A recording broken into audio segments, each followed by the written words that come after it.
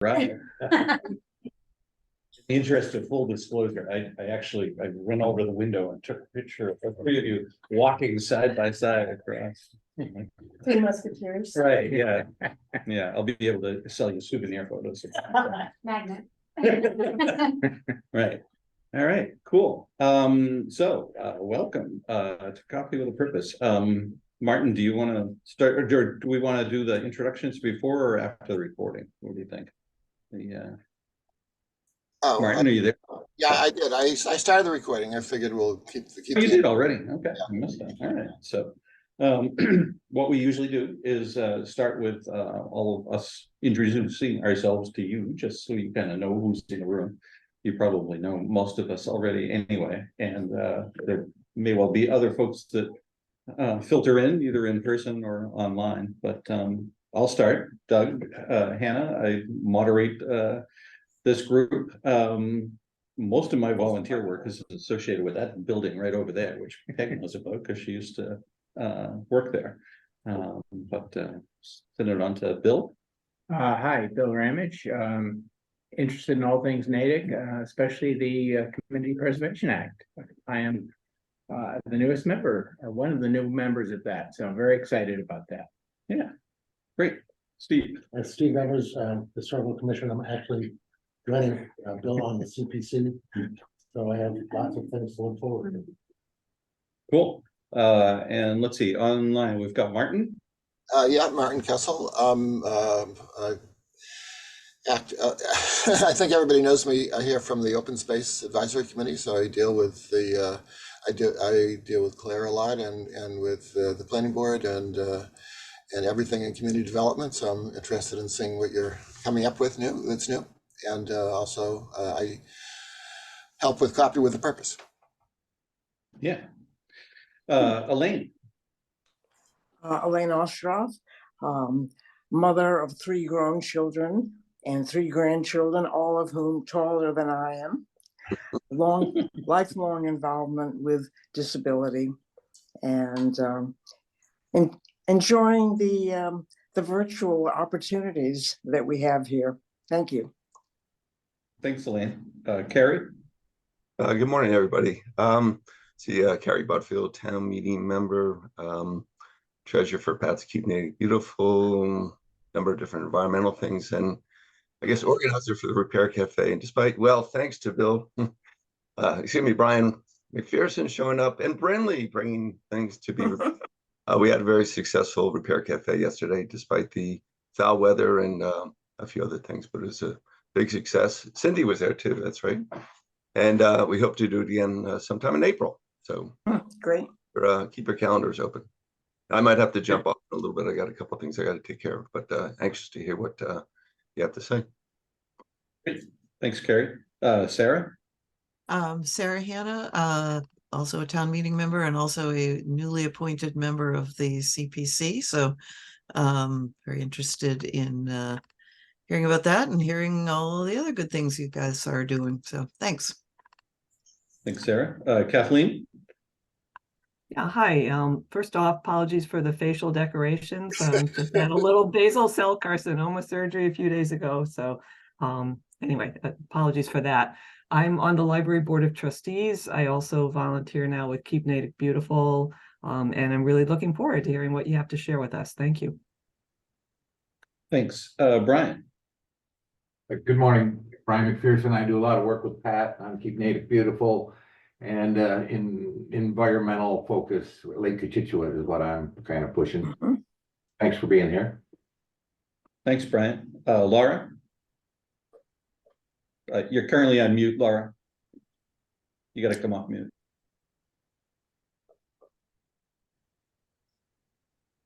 And she figures out how to do that. She's saying go on to the next one. Oh, okay.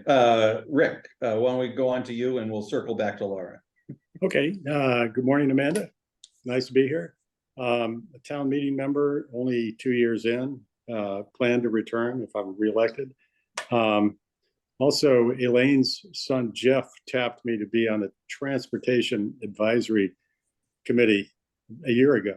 And when he left, he was so vital to it that all the air kind of went out of it. And I think we met once. So I'm trying to sort of catch up on, and I've been observing all of the road changes and so forth. I'm trying to catch up on that and see where that can go and if that can again be of use. So if anybody has any thoughts or leads on that, I'd love to hear them. Thank you. Thanks, Rick. Cindy, and you got to come off mute. Good morning. I am 4 years in Natick and steward of the Takawambe Trail, which I've been neglecting. And I a little bit look after Coolidge Field litter wise. And I live in right 2 doors opposite the fire station on Lincoln Street. Okay, thanks, Cindy. Brindley? Good morning, Brindley Vickers, also a town meeting member. Know most of you guys. Hope you're well, and thank you for joining us. Thanks, Oh, Brindley. and there's just out of curiosity, since Rick was mentioning transportation, there is a West Natick Route 135 plan transportation meeting. I'm hoping you guys are going to bring that up. Yeah. Good. Sally, are you there? Maybe she's away. Oh gosh, I was gonna bet to Laura and now she's stepped away. All right, well, we'll circle back to both of those people. Then, oh, here you are. Laura, do you want to come off mute one more time? And Yes, good morning. I'm an old towner here in town, not participating in any communities right now. Have been a town meeting member in the past. okay. Thanks, Laura. You're welcome. And, cool. And it looks like Sally might not be at her computer right now, but she can weigh in when she gets here. So cool. Well, again, welcome. And we're, as you can tell, involved in a lot of different things in town and interested to hear whatever you've got to talk to us about. So. Well, we should introduce ourselves. Yeah. I'm Peg Waters. I'm the office manager of the Community and Economic Development Department. I'm also the Zoning Board of Appeals Administrator. Okay. I know many of you are familiar with me because I was just here speaking with you all a couple of weeks ago, but I'm Claire Rundelli, the environmental planner and conservation agent for the town. And then I'm Amanda Loomis. I am the director of community economic development. Cool. Great. So the main thing that I emailed about is that Yeah. we recently became involved in a pilot project called natickspeaks.org. And if you can share your screen with that website. Yeah, let's see. First, let me get the website on the screen and make sure. Yeah. Look at that. Okay. We go back to Zoom.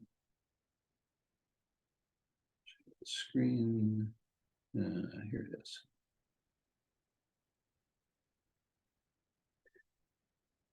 Cool. So this is an exciting pilot project that we started, gosh, the beginning of November. And we first started with the Zoning Board of Appeals. And if you scroll down, it gives everyone an opportunity to see what is happening with, right now, it's just the Zoning Board and the Historic District Commission. But these are the projects that are before the Zoning Board.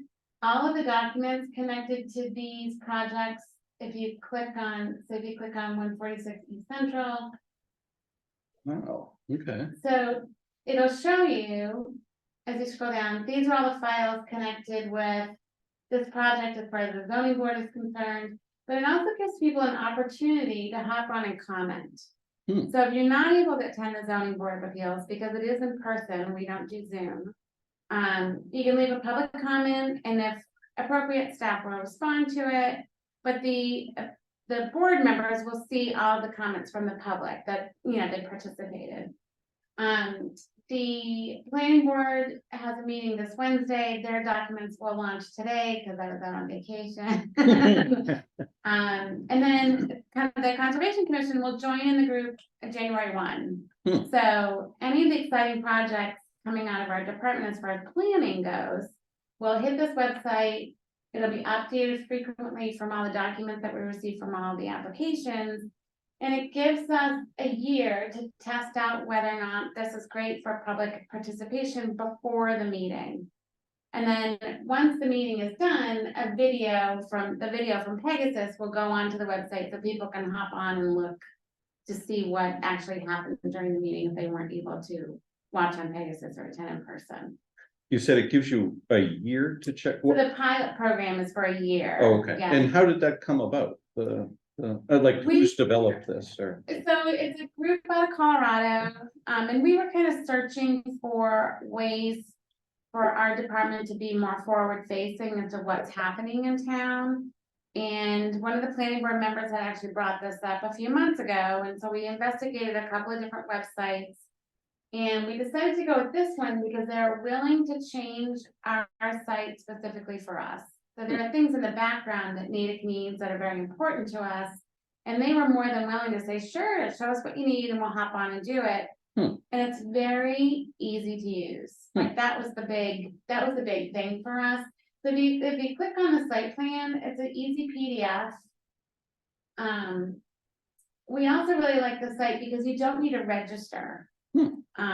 It's all, public facing out in the wide out in the open.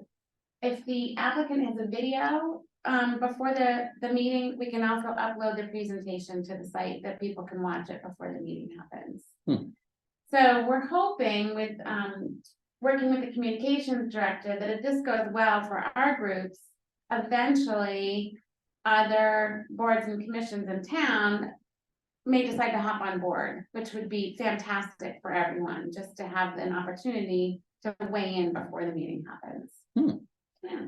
And once the community preservation committee is live and that board is accepting applications and reviewing projects, the idea is that it will also be a part of this website. Yeah. Nice. Yeah. Wow. Right now, when you go to the planning boards, I can see the agenda, I can see all the written material that they submit for their application, but we don't have access to the drawings right away unless asked. With OpenGov, you have to create an account. For some reason, they changed the settings on it. So it's not so easy to hop onto OpenGov and look at documents. There's a lot of clicking involved. And a lot of time that, people give up after a while. They say, you know what, 5 clicks, I'm done. It should be right here in front of me. So that's why we went this way, because it's really, here's the project, here's the documents for you to look at. No, I'm sorry, it's good. Yeah. Planning board hasn't adopted a similar program to load up all the drawings. So- It will be, their documents for the meeting this week will be being uploaded Oh, good. today. Yeah, we might wait till next week, because it's really actually only decision votes. Okay. Yeah, okay. Yeah, so they will hop on. The 20th of Yeah. December, we have 2 new projects coming on, but we actually approved the MathWorks, which is the big project last week. We approved another project last week, and then this week is only 2 decision votes, so everything's kind of ending and starting up fresh, so. Nice. All right, well, I've already screwed things up. And currently the Conservation Commission uses Google Drive. There's a link on all of our agendas that takes you to a public Google Drive where all those materials are available. But this is a bit nicer just because of the integration that we can have between this and the online permitting process. I agree. Wow, cool. So yeah, that's our exciting news on the group, as far as, my end of the group goes. Yeah. Cool. That's very impressive. Yeah, it sounds like it's gonna be super useful, and maybe what we should be doing now is diving a little bit deeper on any of these active things. That Brindley, I know you said you wanted to talk about the what was it, the Route 135 Carter by the West Natick. So that's actually a public engagement meeting that's Okay. happening regarding the MBTA communities zoning and then. Yeah, so we have a lot of things going on. I know we were gonna talk about zoning. Mhm. So one of the big things with zoning that we have to be compliant with is, to be compliant with Mass General Law, Chapter 48, Section 3A, is the MBTA communities. So Natick has until December 31st of 2024 to be compliant with that requirement. And what it really is creating, I'm sorry, what was the date again? The compliance? December 31st of 2024, so next 2024. December. We have to actually create a zoning district or multiple zoning districts within a half mile of the commuter rail stations that allow for the creation of family housing, but also at a density of 10 units or 15 units per acre. And then there's an affordability component, but it has to be allowed by right. And so currently we were successful in actually approving at town meeting the center gateway. That would have actually been compliant with the MBTA communities. However, we have a requirement for special permit aquifer protection district, which then doesn't make it by right. So we are going to, Claire's actually working on the aquifer protection district bylaw to help regulate that, because that when that was created, we did not have the stormwater bylaw at that time. So we're kind of doing double. So it'll be kind of enhancing that. But in terms of that compliance, we really need to look at what West Natick is. West Natick has a lot of different land uses. There is townhouses, there is single-story commercial structures along a major corridor that's not only the Boston Marathon route, but it's a major commuting route. You see a lot of people biking, running, also crossing the street to get from the residential units on the south side of 135 over. And so the area that we're really looking at is along 135 from the Framingham Natick Municipal Line all the way to about Mill Street and actually all the way to the dog park. Primarily focused on the north side, so what is 135 to the train tracks, but also looking a little bit on the south side because we do have Roach Brothers, there's a dry cleaners, there's Cohen's, and some other viable businesses there as well. So we're not looking to remove any of those businesses, but allow for redevelopment if those businesses or parcels of land do either turn over or they see themselves seeking redevelopment, because currently they have very large front setbacks that are required. The height is limited to 1 story. And so how are you going to get someone to redevelop it to be actually a more inviting environment than what is there? So on December 18th at 6:30, we are actually holding our first community meeting. We are working with RKG Associates. Many of you may be actually familiar with RKG Associates. They were one of the teams that was working on Natick 2030, which is Natick's comprehensive master plan. So they know the community very well. They also worked with us on the Golden Triangle study back in 2018, 2019. So RKG is very familiar with Natick and our long range and our short range plans. Also, Emily Ings will be working with us as well on that. So what you can expect for the December 18th meeting is about the first 30 minutes is a presentation from RKG and Emily on what did we find, what is existing conditions, what is actually happening, what needs to take place to be compliant. So that's going to be a formal presentation. Pegasus is going to capture that. It's not going to be live streamed. It's going to be played on later. Then the next hour is actually interactive stations. So you can provide your opinion. There's one station where you're going to be using pins, writing comments on those pins and locating them on the maps. Oh, wow. Yeah. Another one is stickers. Where do we want to actually see bike paths, etc., like different types of businesses, those kind of things. And then also, what is existing conditions in terms of zoning and what we can provide? So you can talk with myself and Emily on that type of information. So there's going to be quite a few stations. We hope people come, even if it's only from, they can only get there at 7. 7 for 15 minutes is great because then you can provide your comments and ideas. But that really kicks off our engagement efforts, which will be continuing throughout actually 2024, but this really starts it. We are compliant as of today in terms of all of our documentation for the MBTA communities because we had to provide feedback on the regulations prepared by the state. We did that. We also had to fill out a study or like a report how we were compliant or how we were going to gain compliance. Natick is actually fortunate in the fact that we have 2 commuter rail stations that allows us to be compliant a lot easier because we can spread it out rather than doing a dense concentration of the multifamily. We can spread it out. The other cool thing about designing it well is you can actually allow for density in one place, decrease the density, increase the density. So it doesn't actually have to be all of it in one concentrated place. It can be spread out throughout. If I could just interrupt you with, one question we have in chat is if you could just repeat what it was you were saying about the 1-story limit, and then I know, also Brindley had her hand up, so Yeah, maybe we so- can take her question after that. Currently, that zoning for most of 135 on the north side is in the limited commercial. And the zoning, based on the dimensional standards, really limits what can be developed there. So it has very large required setbacks unless you go to the zoning board of appeals, but you're already going to the zoning board of appeals because that's one of the only places in Natick that actually needs site plan review through the ZBA rather than the planning board. But then also the height is limited in that area as well. I think it's might be 30 feet. So it really is only conducive to 1 story of what is right there currently. Okay, cool. Brindley, you said you had, a question? Yes, thank you. I'm actually very excited about this. This is an area of town that I travel through a lot.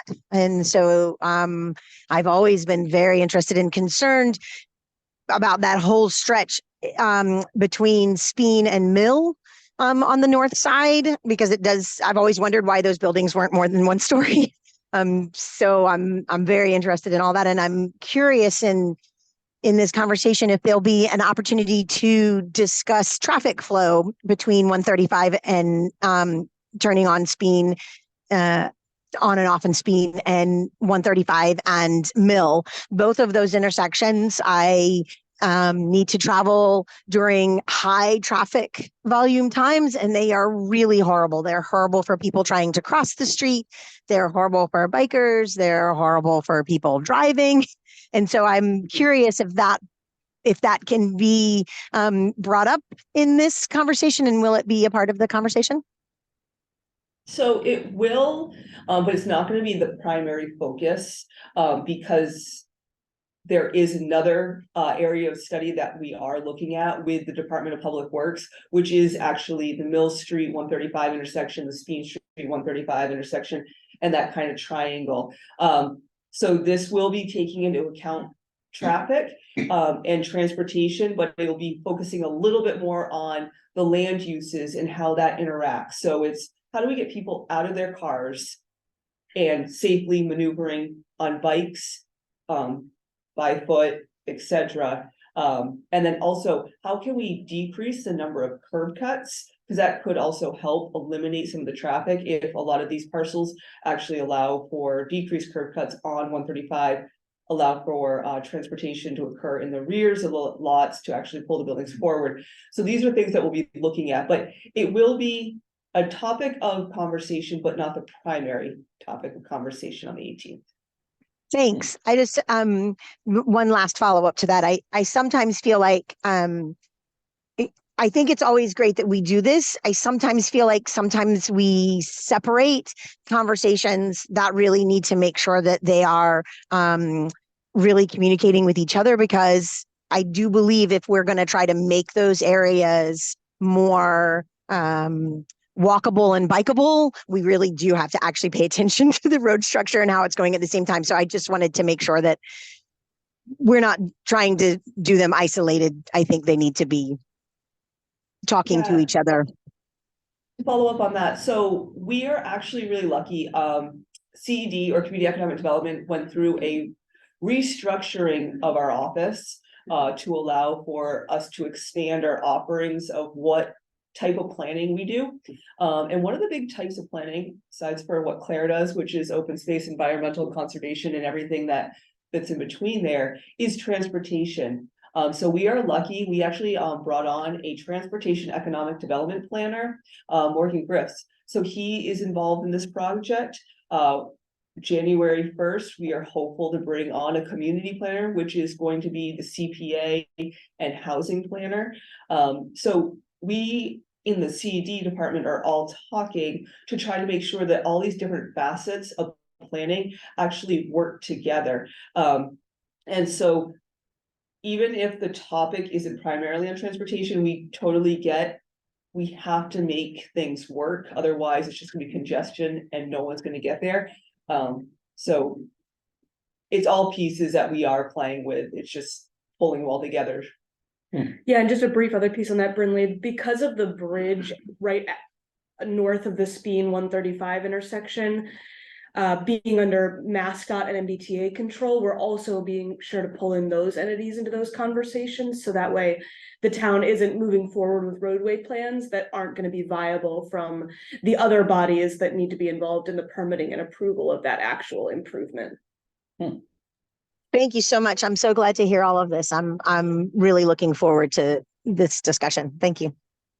Yeah, the way you've described that meeting with those interactive components sounds novel as well. Is that a new technique that we're trying, or have you been doing that all I think along? it depends on the situation. Okay. So pre-COVID, things were, we did different things, but COVID shook everything up. How do you do things better? And that's what we're trying to do, is figure out different ways that we can use different interactive techniques as a toolbox to help engage the public, because nothing worse than to study with no outcome. So that's what we're trying to actually get done here, is what do people want? How do people use this area to help inform the zoning, involve the transportation, involve like trails and everything else? So it's really, if we just do it by textbook, it doesn't work, because that's theory. What is actually going to be in practice? And that's what we're really focusing on. Cool. So there's a follow-up question from Cindy in the chat here about how compliant the area around the station in Natick Center is with regards to the MBTA Communities Act. And after that, I know Carrie's got his hand up too. Yeah, right now we're not compliant in terms of zoning, because it has to be multifamily by right. And oddly enough, the limited commercial actually allows multifamily by right, but it does not allow it in the density that is required. So therefore we wouldn't be compliant, but also the Aquifer Protection District again. And we need those. That is not something that we are gonna just throw away. We do need that. It's just, we have to figure out how to better look at it. So if we didn't need a special permit, but it was part of the review procedures for the APD, we would be more compliant, but we also have to allow for that increase in density. So we are working on it. And then we also have Natick Center, that we had that opportunity, but again, Natick Center requires a special permit for the multifamily, so therefore not. So yes, there'll be a number of changes coming through, as there have been for several of the last town meetings for zoning bylaws, to make sure we're continuing to move towards compliance. So if you ever look at downtown Natick, and the existing density might be a factor of one, what is the potential zoning allowed at that ratio, whatever it was? So Square foot ratio or something? it's not, yeah, we would have to do the calculations on it, but Natick Center in itself could be actually compliant if it was allowed by, multifamily was allowed by right, because the density that you can get in Natick Center. But this is an opportunity to really rethink about how this 135, which is a major corridor coming into Natick Center, but also a major commuter corridor, how can it be better used? We do know that those parcels, the buildings on them are tired. They are going to start turning over, or looking to be redeveloped. I think in my time between here and Framingham, we've seen even where the Planet Fitness is and the tire place used to be two separate parking lots. Landowners got together, decided let's make it one big parking lot. But then on the flip side of that, now it's a big, huge surface parking lot. How do we make that actually more inviting? And then we know like the distribution location, that building, doesn't always lend itself to redevelopment because of the way the structure is. So how do we allow for better redevelopment if it is to occur? But the key is not to lose those existing businesses, because a lot of those businesses are doing great there, very low vacancies, which is awesome. And they all serve a purpose. So we want to figure out, how do you keep those also keep them at an affordable price point. Because that's the other reason why they're there, and they're not in the golden triangle. It's actually affordable and people use them. So how do you keep that? So it's a tricky balance, but really looking at that as a big piece. Yeah, tricky balance, I think is the buzzword for the thing. Carrie, you had your hand up. You've got a Yes, question? yeah, thanks, Amanda. Yeah, this is going back to the point that that Brenly raised a little bit about that terrible intersection at Speen and 135. I know there's 3 water bodies at water bodies at 3 of the 4 corners there. The one that doesn't is CVS that has this beautiful patch of grass that serves no purpose at all. Is there a possibility through eminent domain or something that the town could, gain access to that and create a 3rd lane for right turn only? I'm sure that The town is exploring a number of options to improve the circulation at that intersection. Also working with DCR, which owns the small settling pond on the opposite side of Speen Street from the CVS. But there's been no sort of formal plans put into place at this point, because of the need to involve the MBTA as well, because of those bridge abutments. I mean, anybody who travels there, I mean, 2 o'clock in the afternoon, sometimes the traffic is backed up to the dog park. I mean, it's just, I don't have to tell anybody who's driven up that street how bad it is. So hopefully something can be done. So thanks for addressing that issue. Thanks. Cindy, did you have a question? Just to follow up, my question for Amanda was actually about Natick Center. So I get the part by right that would have to change, but my question was, as a new person in town, I'm pretty aware there's all those big apartment buildings pretty close to the station. So how much is the density already there, and you just need to make it by right in Natick Center? Yeah, so I actually have a call tomorrow with the state to see. So in terms of Natick Center, we would just have to switch a special permit to by right. And when we say by right, it doesn't mean that there's no review. It still requires site plan review to look at how does it flow, how does it circulate, making sure that the fire department has access. So there's a lot of different things. Also, Claire gets involved. So I know this is not part of your question, but staff has a development review team. So even though, the planning board is reviewing things in the public, we actually have the technical experts looking at everything, how it works, and working with the developer before it gets to the planning board. Everything doesn't always get ironed out before it gets to the planning board. That's dependent on the point when the applicant comes to us. We would love it when the applicant comes to us with, hey, I have an idea. I have a back of the napkin sketch. What do I need to do? Where can I put things? That makes our job a lot easier, because then we can actually help inform and provide the information. But a lot of times we see these projects closer to submittal. And so therefore we're caught on our heels trying to work forward. But that development review team, or the DRT, not to be confused with the design review board, which is the DRB, is comprised of the fire department, the police department, the building commissioner, Claire, myself, Board of Health, DPW. We even bring in Jillian, our sustainability director. Who am I forgetting in that? I think that was it. Yeah, so we're all providing comments prior to help inform that. So that would be, so yeah, and it is 15 units per acre. Natick Center does allow for that, especially going up 6 stories in certain places, and it kind of gets shorter as you go out. And then also the center gateway, which is over at the intersection of Union and 135, further lends to that. Okay, thank you. And it should be noted that even you allow that, and that's one of my questions for tomorrow, is Natick Center and even the center gateway, there is a requirement. If you're on certain streets, you actually have to have 1st floor commercial.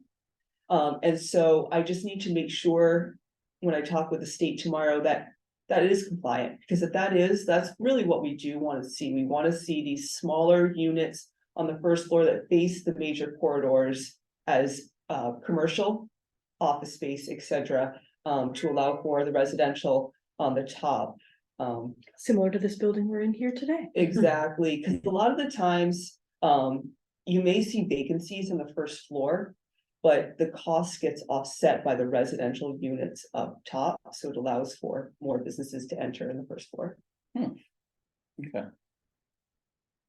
Bill had asked me a question. You probably said this, but where is the December 18th meeting going to be located? Kennedy Middle School. Okay, great. We were trying to keep it within the area. We were actually gonna put it at the rec center, but fortunately for them, they actually had an event going that night, but. Yeah. Yep, and then, kids are welcome. Good. Yeah. Something for them to do too? Well, yeah, because like, this is the thing that we're always struggling with in planning. It's not just the adults, but how do kids use this? Like, like, what do they see? Like, they're very observant in terms of like, oh, we have to get in the car all the time to go to 3 places. I know I see kids on their bikes at the Mill and 135 intersection on a regular basis. I can say for sure kids traveling from south of 135 to get north of 135 in that area. It's a high traffic area for kids. They go to Kennedy, they try to get to the Cole Center. So it's definitely an area that already has bike traffic. And I'm sure if we make it better, it will have even more. And it may be an opportunity. So I'm not gonna lie, they're probably gonna be bored for the first 30 minutes. Like that might be the struggle. Right. But it's actually the last hour. Yeah. And it can be a pop-in, like a parent can bring their kids for 5 minutes and they can put push pins on or the stickers on of where they see things or where they want things. When I was in Lexington, we had that, and the number of kids helping us with the comprehensive plan was great because they brought up things that not everyone would have been like, oh, okay, that makes sense. There's a connection there because that's how they get there. So. And there will be, we know that the meeting is happening during dinner time for a lot of people. There will be refreshments available at the meeting, nothing like a full meal, but enough to help keep kids tided over until they get home for dinner if they are going to be joining us. Wow. But again, this is not the only opportunity. Yeah. Like, we want to make sure that people can actually participate, get involved, but this is like a kickoff. And so it may be a thing where, hey, would you do something at the Cole Center? Yeah. To try to get some like youth voices. Yeah. And just on the topic of community engagement meetings, on December 13th, there's going to be a community engagement meeting regarding the hazard mitigation plan update that the town is currently undergoing.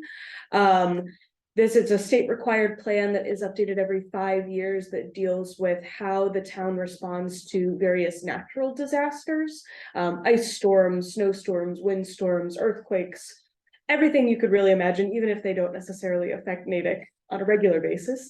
That meeting is going to be at Town Hall hybrid, so Zoom and in person. It is going to be a pretty routine meeting. The format for the hazard mitigation plan engagement is really laid out very stepwise by the state. But there'll be an opportunity for folks to hear a little bit about how the town has gone about implementing actions listed in the 2018 plan and hearing feedback from the residents about how these types of events affect them and how best the town can address those impacts through this plan. So I definitely encourage folks to attend. As I said, hybrid and Zoom, the link is available on the website. And I know that Doug can include the Zoom link and the survey link in the follow-up email from this meeting. Yeah, we'll do that. You had mentioned, Amanda, something about when you were in Lexington, and it takes us away specifically from Natick projects. But I'd love if you could just take a minute or two to kind of, I'm blown away as I'm listening to everything you're talking about, just kind of the level of planning and depth of knowledge that you have. I just wondered if you could just take a minute to tell us how you came to be in Natick, how we're apparently blessed to have you here, but just, what your career trajectory has been. We seem to have a knack for getting top-notch people in all kinds of posts. It looks like we've done so again. I appreciate that thing, but it's not just me. We have a really great staff. So we have Claire, who's running conservation, and we actually changed her title. She came in as a conservation agent, open space planner. She does so much more than open space. So we changed it to environmental planner. Right. So we have massive support here in terms of open space, environmental, conservation, trails, open space, you name it. Claire's spearheaded the CPA, getting that started, like everything moving forward, in addition to the people that got it on the ballot to move it forward. So we're really grateful there.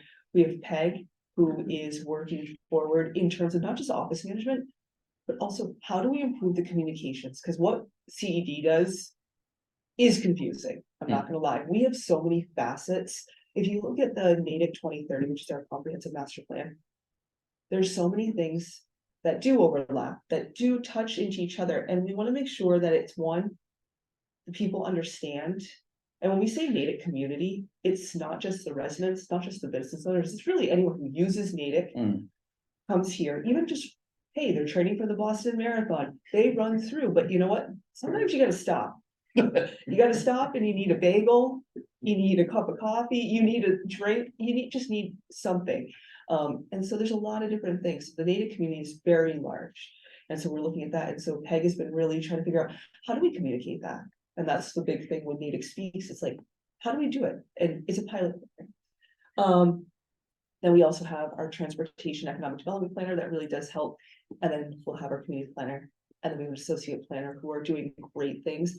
And before I get to your question, I do want to mention one thing. Morgan, our transportation economic development planner, has actually been working. We had a few, what was that, just November, right after, it was right My before. brain's still in the Caribbean. So Natick was very lucky. We got some state funding to actually study the Main Street corridor. So from Cottage all the way up a little past Middlesex. So right before Thanksgiving, we had a landowner business meeting where everyone who owns businesses or owns land within this strip could come provide comments, really give their feedback of what are their observations of this area. And you know, this area is separated into 5 different categories because Cottage Street is very different than what we're seeing outside of this window, which is very different from on the North Main Street side.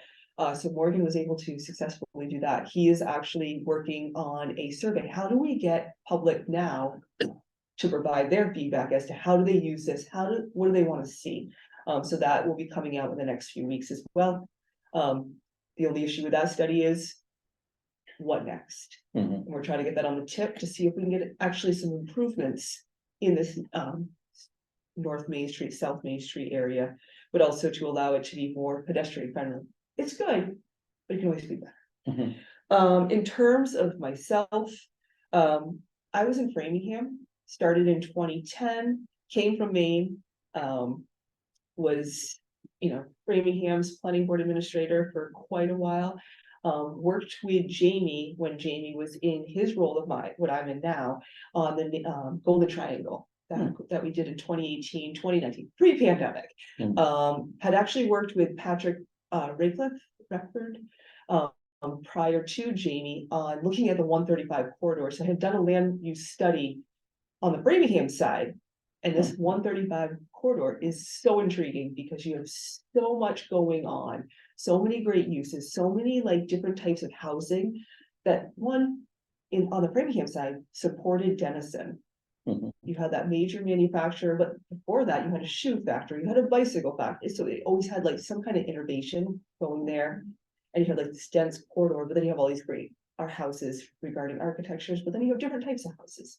But then you have what Claire likes to play with is like the environmental side of it, which is like, how does Beaver Dam Brook flow within that area or flood within that area? What is the storage capacity? So you have all these different land uses. So I was pretty instrumental in creating their plan, build, grow, which was how do you make permitting more efficiency, more transparent? So while I was in Framingham, rewriting their zoning bylaw to make it more user friendly. So you do not need someone to interpret the zoning bylaw, that a person can pick it up and be like, oh, this is what's allowed. Okay, like great. So then I was really fortunate at that time to be in Framingham for that long. And then I went to Lexington like a month and a half in, the pandemic hit, so it was very interesting, but there I was working on their comprehensive plan, which I was also in Framingham, I worked on theirs both times. Doing a lot with permitting, and we did a lot with the, if you know Hartford and Bedford Street in Lexington, it's one of their major corridors for commercial, was instrumental in trying to rezone that to allow for, similar situation, 1-story buildings to be redeveloped into more purposeful businesses. And in that, we're talking about like life sciences. Life sciences was very big at that time. And I had some really great staff there as well who was working on that. And we were fortunate that Greatland actually purchased quite a few of those properties to redevelopment, and they're doing really well in the life sciences. They have Takeda there. They have a lot of different businesses that are actually doing really well because they're right outside of that Cambridge, Somerville nook at a little bit more affordable price point, but then you're also on the Minuteman bike path, which is great. But I have to say, like the Kitschuit Rail Trail is really awesome because like you can get out there any time of the day and it's great because it's not as busy. But it will become that way, I'm assuming, as things continue. So that is me in a nutshell. And then I got here. Yeah. Wow. Well, I'm hoping we can keep you for a while. I mean, yeah, I did not mean to discount your role. We had a in this. we had a It's whole just coffee with a purpose about me. yeah, I'm just blown away by the people that Natick brings in. I'm wondering, you know, as you've been talking about how to get community engagement and make it easy for that engagement to happen. One of our other newer positions is the communications director, blanking on his name. Jay, of course, who has come to Coffee with a Purpose, and I know he's been running various pilots. Are your areas interfacing with him? Are you looking at common ways to communicate and reach out? And so there's a lot of different things. Our world is everything has a lot of different things. But we work outside of our silos, making sure that, you know, we're supporting the other positions, but then also in turn, they support us. So Jay is always our lead in terms of communications, but we also have this relationship where we can bring ideas to him and then see how it works out, how we can move it forward. And it's great because he came from the private sector, so he really kind of gets how things work. Usually the public sector is behind. And so we can move those things. So we work a lot with Jay. Actually, we have a meeting with him later today on how do we get this information more out about the MBTA community event. But also even Troy, our new, and I apologize. Inclusion, equity, outreach director. Yep, so we work a lot with him and then all the other departments really just trying to figure it out, but good. Yeah. Troy's actually on my list to call. We practically from the day he started, we've been asking him to come to Coffee with a Purpose, and understandably, he really, you know, needed to get himself grounded in a lot of areas, but I'm hoping he's been here, what, half a year or so now, at least? Since the summer. The summer? I think the late. I think he started I know end he of was July, early August. It was definitely post 4th of July, but he's definitely been in the position for a couple of months so now. hoping he But can join us Doug, early next I mean, year. mentioned the many different facets of the CED. Yeah. Our group supports 21 boards and commissions.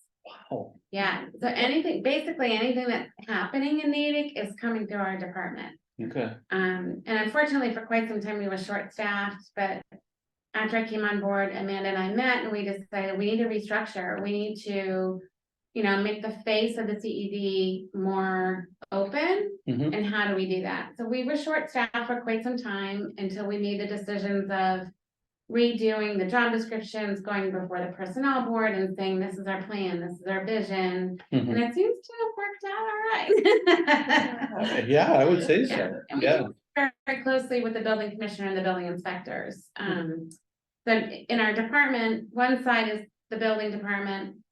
The admin staff is in the middle, kind of like Switzerland. And on the other side is the planning group.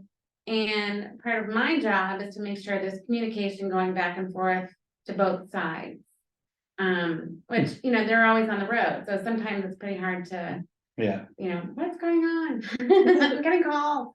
So I just want to put out there, if anyone has any questions about any of the building that's going on in town, you know, I think between the three of us, we can answer, yeah. what's happening, It would certainly seem that way. Sarah, I see you've got your hand up. Come off mute and. So it's not really a question. It gets back to something you were saying a couple minutes ago, Amanda, about just trying to make zoning clearer to people. Wanted to compliment you on your ability to get zoning changes through town meeting. I mean, zoning for years and years and years, you know, zoning changes would come to town meeting. People would say, well, what about this? And what about that? And they'd try to amend it on town meeting floor, and everybody would get so confused that they'd throw up their hands and refer it back. And that used to happen. It's like, oh boy, here we go with zoning. And so I just want to compliment you to, you know, to have seen several changes get through town meeting without a lot of rigmarole has been very refreshing. So thank you for that. Oh, thank you. It's, you know, it's a lot of communications. Everything revolves around communications, and everything that we do involves a lot of different people. And so it's like, we get a lot of good ideas from outside, even CED, like the Center Gateway. You know, that was like, getting here, it was like, what do we do with that intersection? It was just crying out for something. And someone came and approached me and was like, hey, what can be done? And then I was like, yeah, you're right. And then someone else came and we were like, all right, we got to do something with this. And we were really fortunate too that the landowners and then also the property owners around that really came together to like help morph that into what it was. Yeah. So zoning is not a easy thing to understand, but it's actually one of the community's most powerful tools.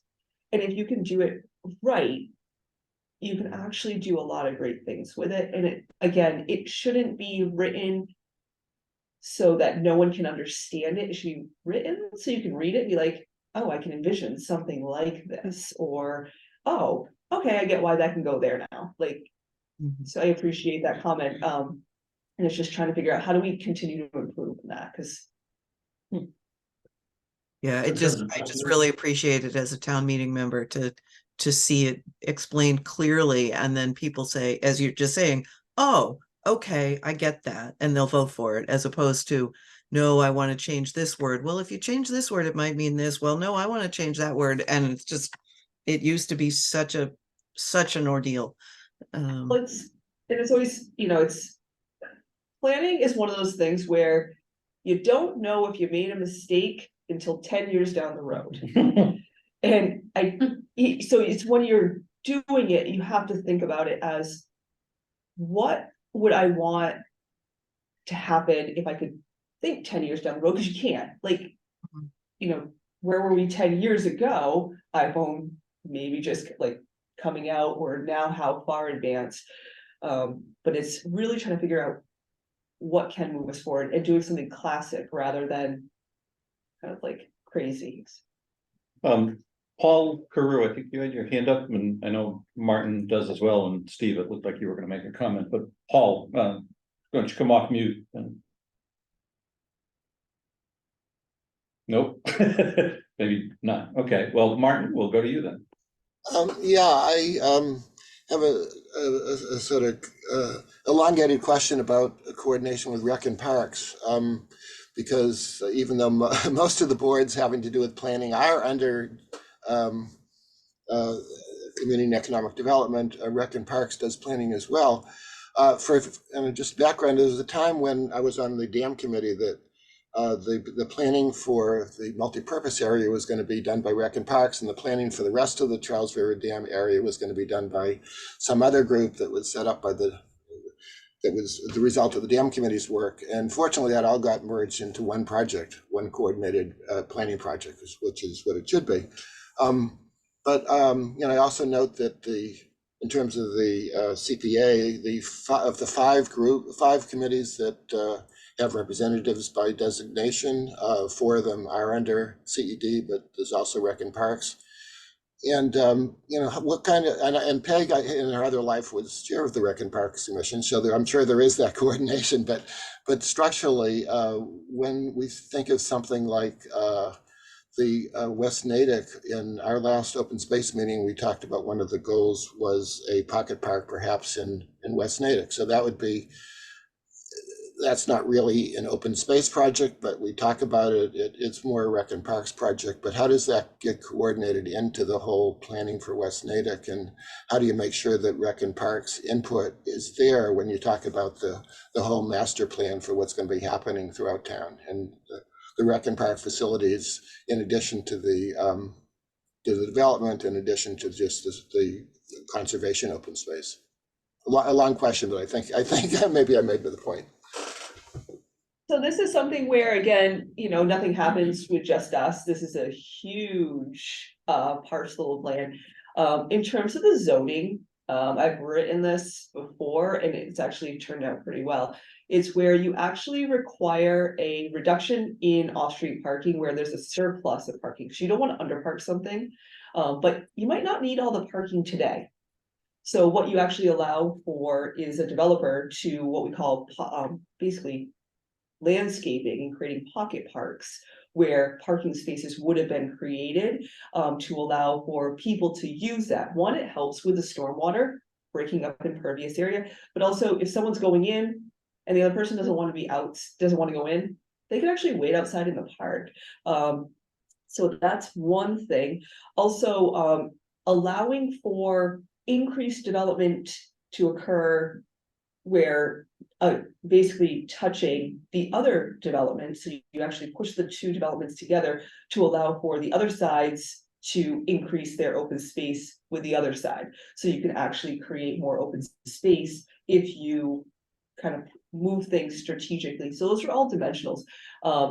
Actually, the Newton Needham Tech Park did a good job in that, where you can actually move things to allow for more open space amongst adjoining parcels.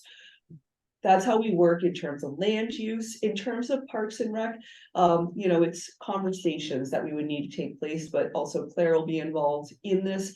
And once we get that community planner on board, they're actually going to be starting to further facilitate that conversation between Parks and Rec, because they will be working with the CPA and everything else. So. Yes, thankfully, to many developers' surprise, town staff do talk to each other on a regular basis. And Travis is regularly involved in conversations regarding open space. And that the dam park project involving those parcels is being led by Travis with input from both Jillian and myself. And one of the other things that, I haven't seen it happen here yet, but I was actually fortunate when I was in Framingham. We worked a lot with Sudbury Valley trustees, and we actually had a really good relationship with a lot of the applicants, the land use attorneys, etc. And someone was looking actually to donate their land to Sudbury Valley trustees. They had reached out to see if they could get the contact, and I was like, oh, have you ever thought of the town, Framingham was a town at that time, actually acquiring the land? We have the ability to get land grants, donations, etc. And that actually took place. Framingham was lucky enough by Victory Parks on Natick or Framingham Center to acquire land along the river, and the owner was able to sell the house, but there's a huge conservation easement along that area where the land might have gone to SVT, or it might have not gone into anything because it was an awkward piece of land, but it actually connected Central Street to Victory Field, so you could actually get between there. And so that happens a lot after that. We had another landowner actually ask us, hey, I've got this piece of land, would you guys consider it? And so hopefully that continues in this area. So you never know, like just thinking off the cuff, that piece that's, Herb Chambers previously owned it. And Martin's been involved in a lot of those discussions on the Open Yeah, Space Advisory and Committee. You never know what could happen. Hey, maybe, the development happens a little bit further from the wetlands, but they don't want to retain these parcels, and that parcel becomes gifted to the town. We cannot take, because that is a taking, but if they offer it to us, we can take it if it's an option. And now that we have CPA funds, we have that sort of backing funding to help support grants that would help us acquire larger parcels than just town funds or CPA funds would be able to acquire on their own. And that's one thing, like, if you're ever deciding to, hey, I got this piece of land, I don't know what to do with it, I don't want to see it developed. Talk with Claire. Yes, please. Because it is always an opportunity to actually. Cool. Paul, you've come off mute. Yeah. Did you have? Yeah. I did find the button. Thanks, Doug. This is a great presentation. I want to thank you all. I also work for the town, as some of you know. I run veteran services for the town of Natick and Dover. And well, I learned a lot this morning, and I've always had a particular interest in the South Natick Dam. I probably read a library of books sitting up there in the afternoons and weekends. But we've had a number of different proposals come to Natick, and some come to me and some go directly to the town hall on getting land to build some sort of veterans housing in the town of Natick. And I don't know if they've come across your desk or not, but I think Julian's seen them. But yeah, the proposal that I've seen so far, I'll be honest with you, I'm not in favor of it because of too many questions. But I am in favor of some sort of long-term veterans housing in the town of Natick. But I want to thank you folks. Give me a good education this morning. I sit for the town of Natick, as I said, but I'm kind of isolated from the rest of the folks. So thank you. And Paul, thankfully, those CPA funds can help support the purchasing and building of new affordable housing units, be it specifically for veterans or for other, under-resourced communities. But we're going to have a lot more opportunities because of that CPA funding. That's great. Thank you very much.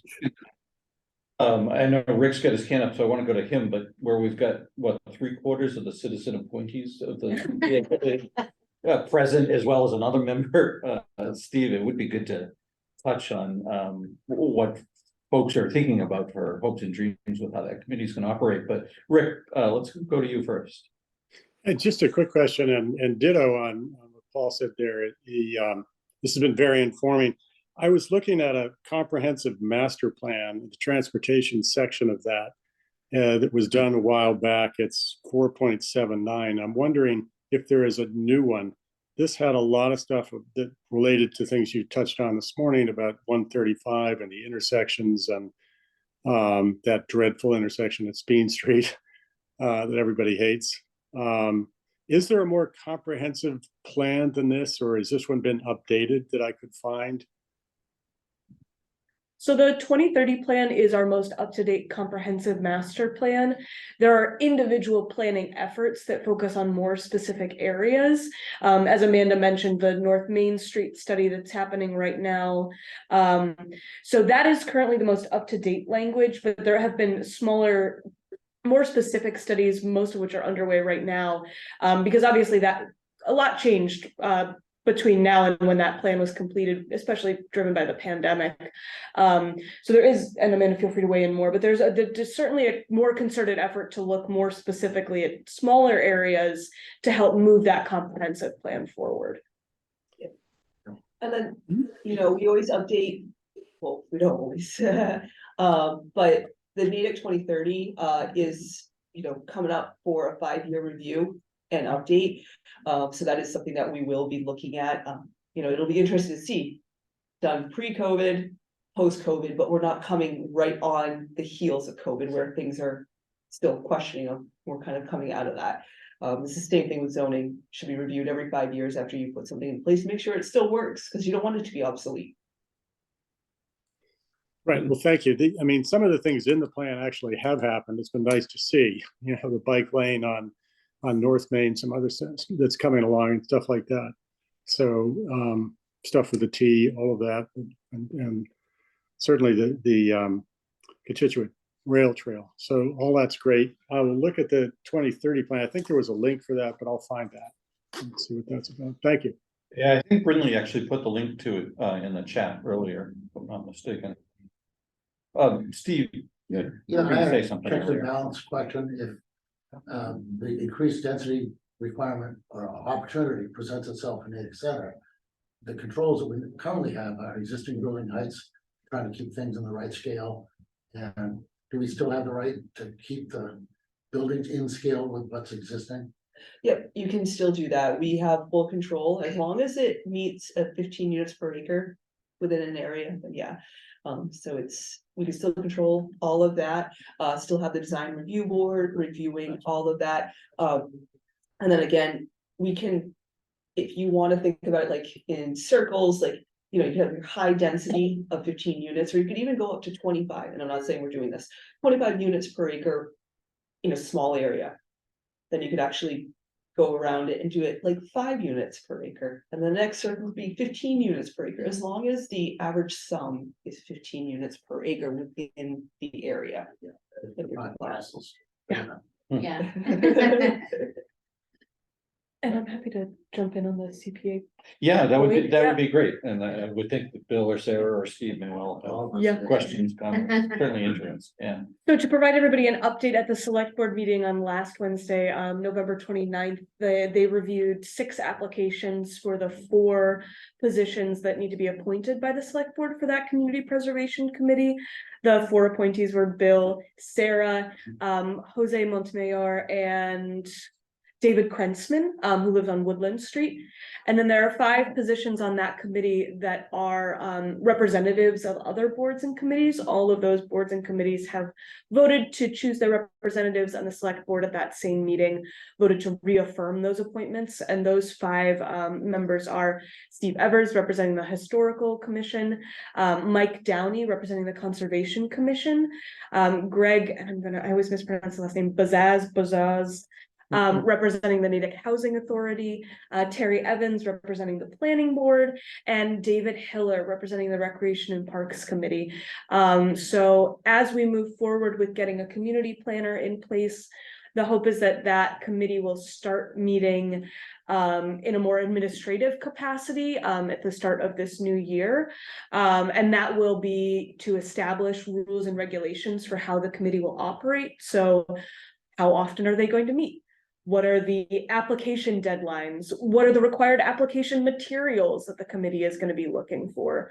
And the great thing about those being set in a regulations format rather than as a part of the bylaw that town meeting approved is that it, as Amanda said, gives us the flexibility to every 5 years or even sooner, take a look at those and see how well they've been working, whether or not the committee has come up against issues related to those regulations. And it gives them more flexibility to update those regulations without having to go back to town meeting every time they want to make a small change. And so that committee will be supported by the community planner, and obviously there are staff for all of the other committees that are involved that will also be involved in a periphery standpoint, myself as well. And I think that the biggest sort of piece of the puzzle for that committee as it gets established is what is the application review and meeting format? The community that I worked in prior to joining Natick, Newton, is a community that adopted the CPA right off the bat when it became an option in 2001. So my experience with CPA has been a very well established and long running committee. And I have seen from other community examples that there are a number of different ways that these types of communities can operate.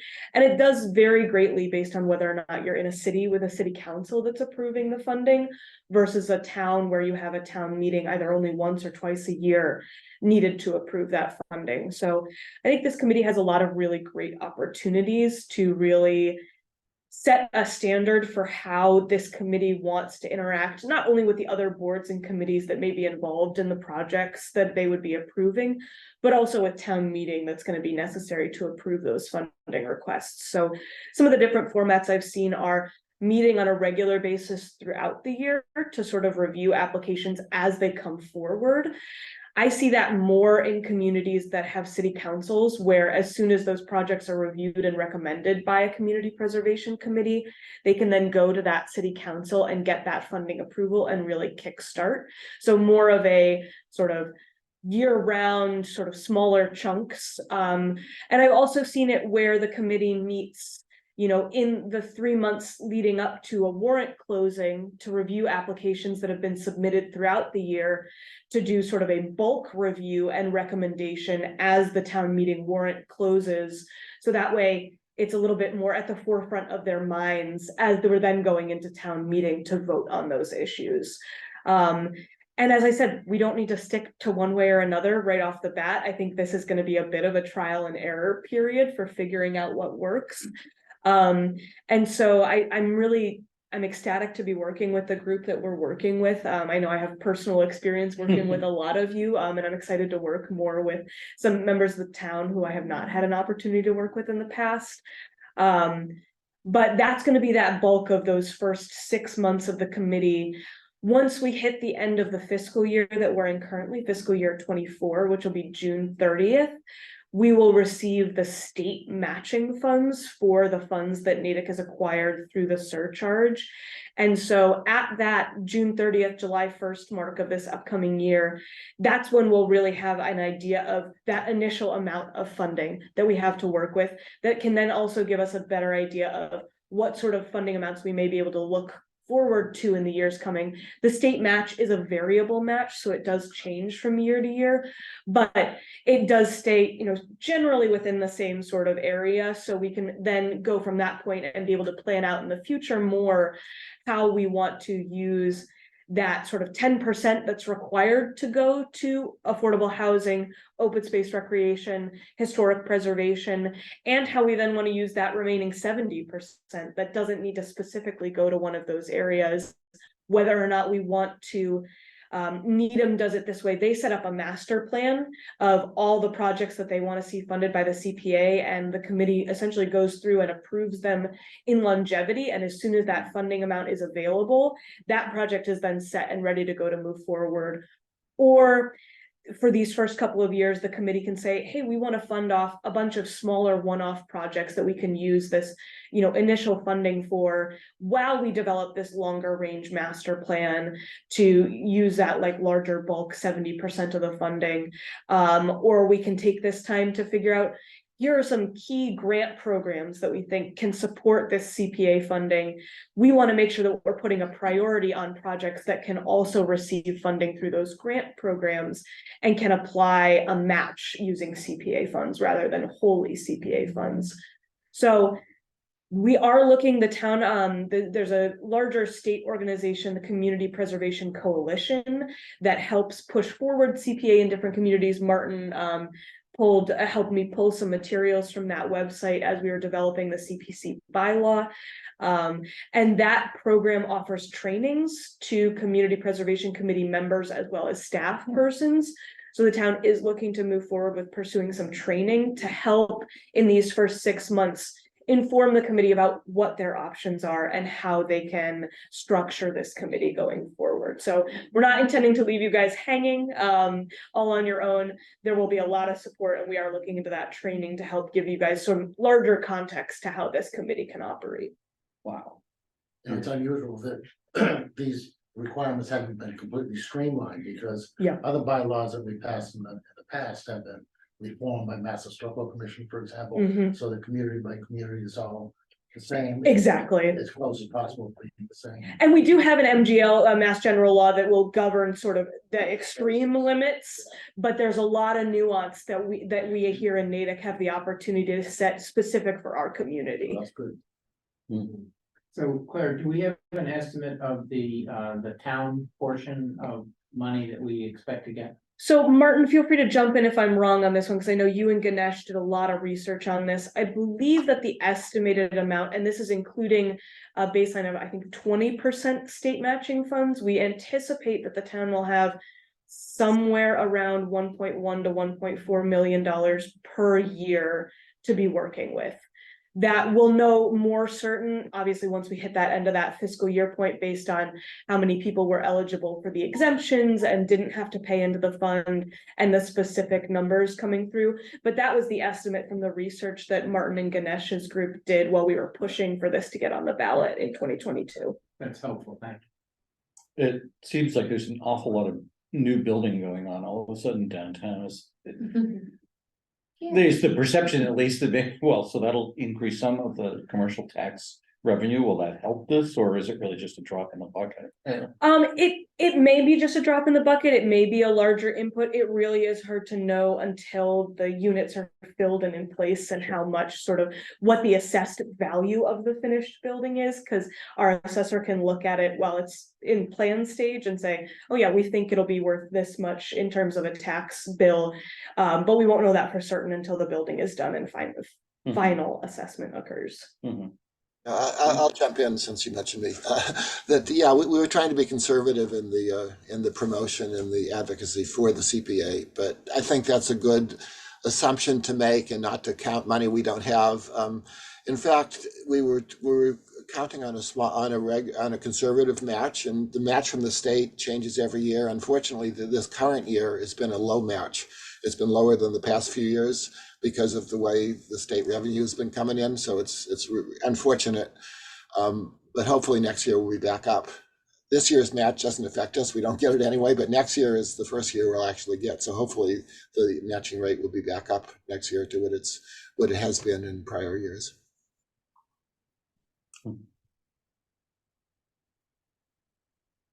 Cool. What other questions or comments do folks have? We are starting to approach 10:30, which is our customary wrap-up time. We've certainly appreciated the whirlwind of information you've given us. Holy cow. But, do other folks have closing questions or comments? Yeah, Brian. Just gotta get yourself off mute.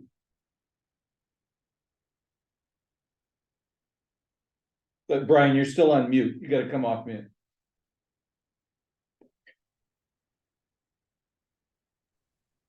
There you go. Do you think CPA funds might ever be available to do something with trying to improve the water quality at the lake, investing in maybe some solar or sonic devices to try to tamp down the cyanobacteria?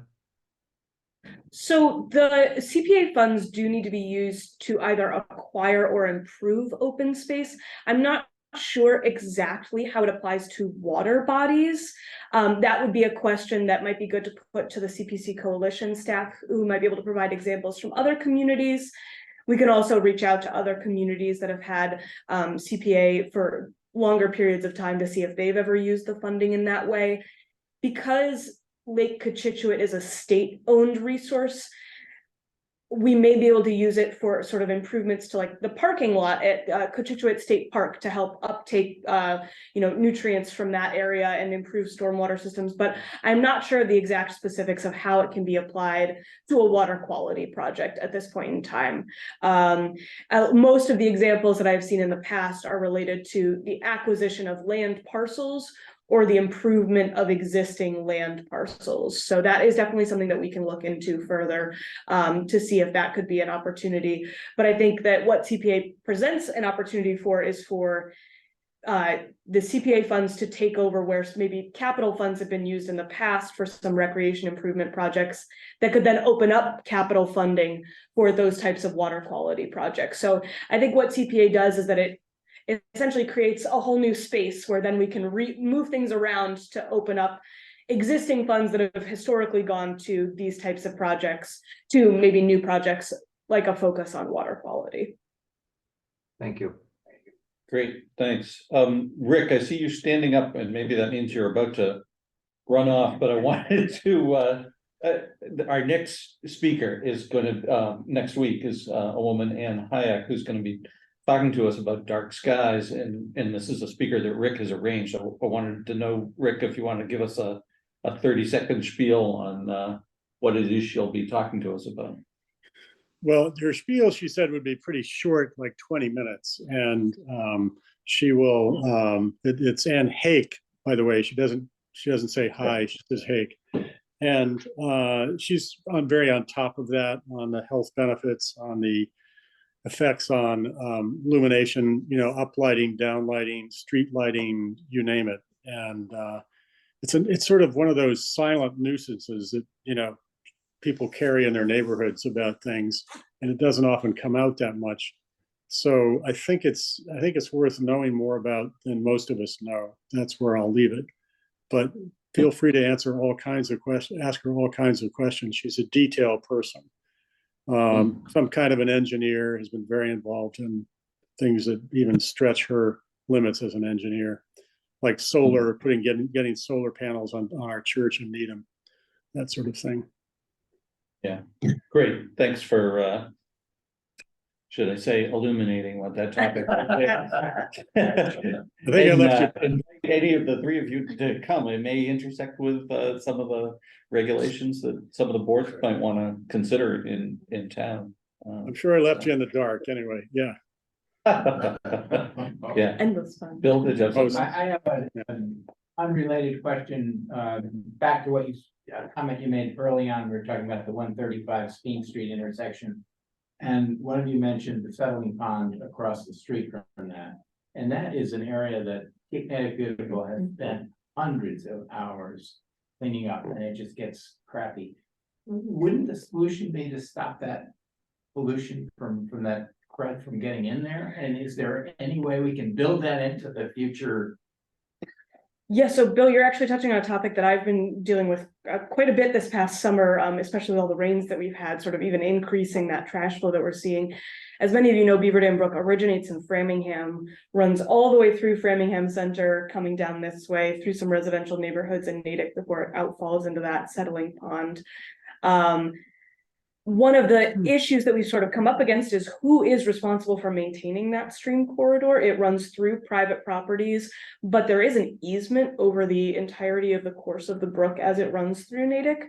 And so at a meeting that I had earlier this month with the DPW Executive Director of Public Works and Facilities and the new DPW Director, is, well, who holds that easement and what does the easement language actually say in terms of maintenance responsibilities? And so I actually have an email sitting in my inbox that I didn't get a chance to look at before I came to talk with you all this morning, from one of the historic DPW staff who is hopefully, as I said, I haven't read the email yet, hopefully gonna be able to shed some light on that and provide some documentation so that way we can figure out, we've heard rumors in the past that it's the city of Framingham that holds that easement and has maintenance responsibilities. There are some rumors that it's the town of Natick DPW, but how can we best ensure that there is ongoing maintenance happening in that corridor to help reduce the amount of trash that we're seeing? And the Framingham DPW has recently implemented a new maintenance procedure for where many of you may be aware at 2nd Ave or 2nd Street in Framingham, where there's quite a trash pile up on a regular basis in the Framingham side of things. So the hope is to both deal with that problem before it even gets to Natick, but then also make sure that there's regular maintenance occurring on the Natick side to reduce the amount of volunteer hours that are needing to go into cleaning up that one specific spot. So Beaver Dam Brook is at the top of our minds, not only because of the trash issue, but because of the beavers issue and all that sort of things. So that's definitely something that we are actively working on. And also, I know Brian jumped off, but also to hopefully improve the Lake Cochituate water quality as well, since all of that water goes into that larger watershed as well. Cindy, did you have one more or last question for us? I just thought about this, and I'm just going to throw it out. It's kind of a light or whatever. How do we get people to stop throwing cigarette butts out of their cars? Cindy, if I had an answer for you, I would be a much richer person. Well, they don't put ashtrays in cars anymore. Where else are they going to put them? That unfortunately is an issue that we don't have a great solution to, because we can't police, how people we could put up as many litter fine signs as we want, but it's still not gonna stop everyone. So unfortunately, I don't have an easy answer for you, but it is definitely a problem. Does the town ever fine anybody? No. I think for something as small as a cigarette butt, I would No, I mean, imagine- in general, does that whatever it is, law get ever applied for anything? I don't have an answer off the top of my head, but if I had to guess, it is unlikely unless there's a specific littering or dumping incident of a larger size that's being reported usually to people like me or the DPW, who are then involving the police department. Okay.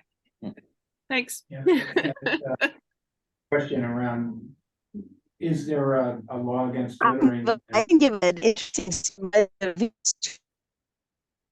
Yeah, Brindley, you were kind of breaking up.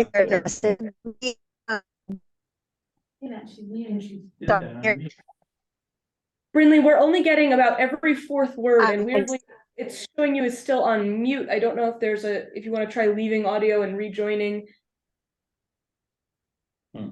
While she's doing that, she may be about to say something that, because she would know more about this.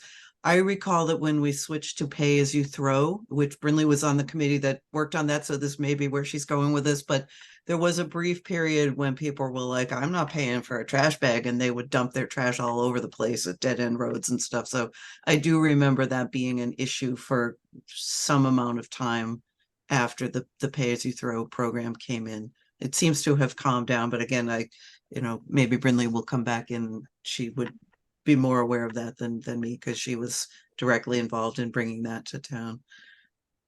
And if folks ever do see large scale dumping at dead ends on conservation or open space parcels, or see people actively dumping, please do reach out. My email, my phone, you can call the police department. They'll refer the issue to me or Public Works, but please don't be afraid to let the town know when you see these things are happening, because we really, myself in particular, I think I said this when I spoke to the larger group, I can't be everywhere at once, so I really do rely on those types of reports. So you're never inundating me, you're never giving me more work. I'm always happy to be able to find a problem and be able to address it. So please feel free to report those things. And I know it wasn't trash dumping, but I was on my way to town meeting a number of years ago when I saw that somebody had dumped a bunch of oil down the storm drain. And that as well, please report. I reported it, and the fire department showed up with some, oil pillows and what have you, and dealt with it. So, all right. Well, we are at 10:30, and so thank you again for coming. Martin, you could probably turn off recording if you haven't already. And I guess I'd just invite you, would any of you like to be added to our email list so that you're aware of that's what you are? And you are, okay. All right.